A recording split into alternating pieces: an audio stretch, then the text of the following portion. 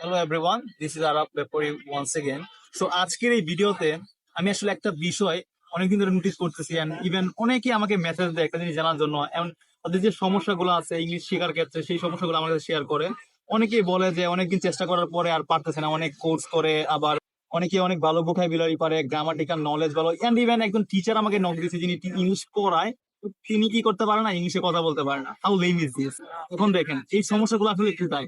ধরুন আপনি একটা গাড়ির ড্রাইভার হতে চান, বা আপনি প্রাইভেট কার কিভাবে ড্রাইভ করতে হয় সেটা শিখতে চান। এখন যদি আপনি খাতা কলম নিয়ে কিভাবে প্রাইভেট কার ড্রাইভ করতে হয় ভিডিও দেখে সবকিছু লিখে মুখস্থ করে ফেলেন, আপনি কখনো প্র্যাকটিক্যালি ড্রাইভ না করেন, আপনার দ্বারা কি পসিবল যে আপনি প্রাইভেট কার ঢুকে একদম প্রাইভেট কার নিয়ে একদম টান দিয়ে চলে গেছেন ঢাকা? এরকম কি পসিবল? ডেফিনেটলি না।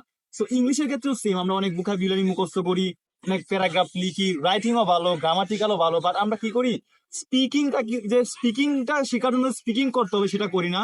জাস্ট কোর্স করি, মুখস্থ করি। মুখস্থ করে কখনোই পসিবল না আপনি স্পিকিং করতে পারবেন। সো আপনি যদি স্পিকিং শিখতে চান, অবশ্যই আপনাকে স্পিকিং করতে হবে। যেরকম আপনি যদি একটা ড্রাইভিং করার জন্য প্রাইভেট কার কিভাবে ড্রাইভ করতে, এগুলো মুখস্থ করে ড্রাইভিং করা শুরু করে দেন, ডেফিনেটলি আপনি অ্যাক্সিডেন্ট করবেন। তো সেম থিং, আপনি সবকিছু মুখস্থ করে শুধুমাত্র যদি ইংলিশে হঠাৎ করে বলতে চান, ডেফিনেটলি ভুল করবেন।